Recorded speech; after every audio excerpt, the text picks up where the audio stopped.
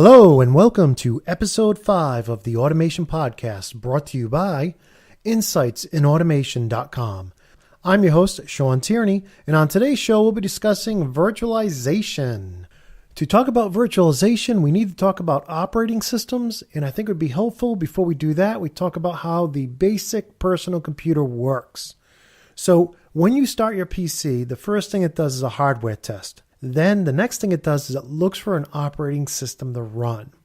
So without an operating system like DOS or Windows or Linux or Mac OS, there's really nothing you can do with your personal computer.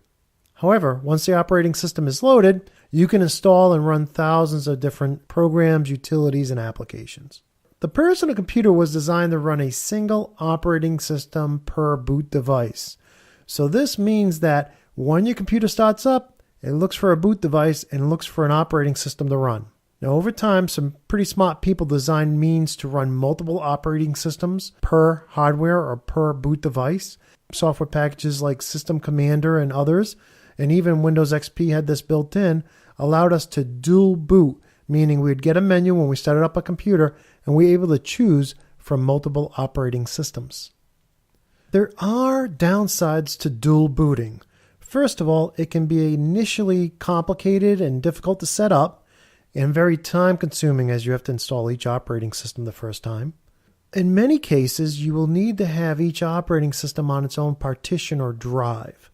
Also, dual booting isn't very portable. Once I have my computer all set up with my multiple operating systems ready to dual boot, and I get a new computer, I just can't take the hard drive out of my old computer and put it in my new one.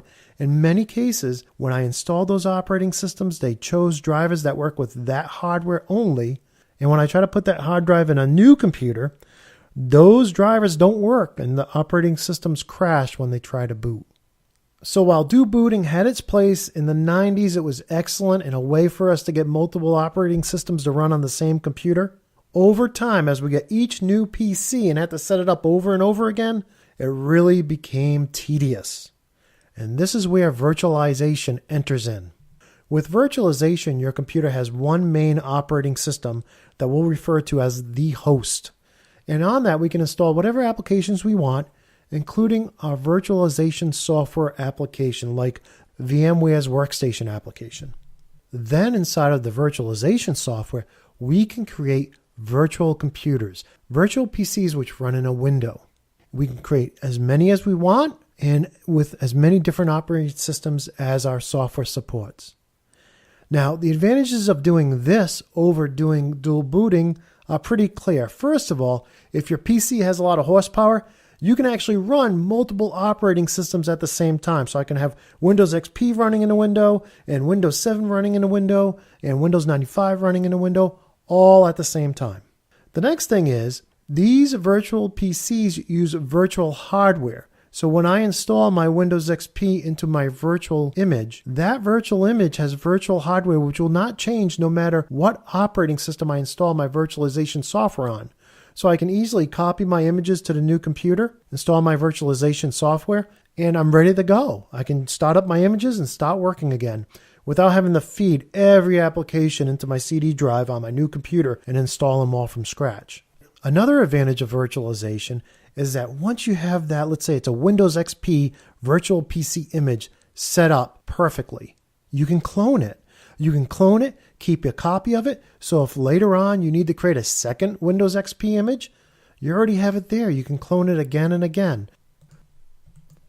And the last thing that's great about virtualization is the ability to take a snapshot. So how many of us have installed a new program just to find out it broke some older program we already had installed, right? How frustrating is that? Well, with virtualization, you can take a snapshot of your virtual PC image before you do anything, before you install that new software. That way, if it goes bad and things ain't working, you can roll back, 100% roll back to what that virtual PC image was like before you installed that new package of software, which misbehaved and broke things. In the past, we could lose days of our life by having to format our PC and reinstall everything after a new package install went bad. With virtualization, that all disappears. We just roll back to our snapshot. So in retrospect, while dual booting was very useful back in the day, Today with virtualization, the ability to clone images, to run multiple virtual PC images at the same time, to be able to create snapshots, and be able to move them from PC to PC and still have them work makes virtualization far superior to the old method of dual booting. Well, that's it. That's all I had to talk about virtualization.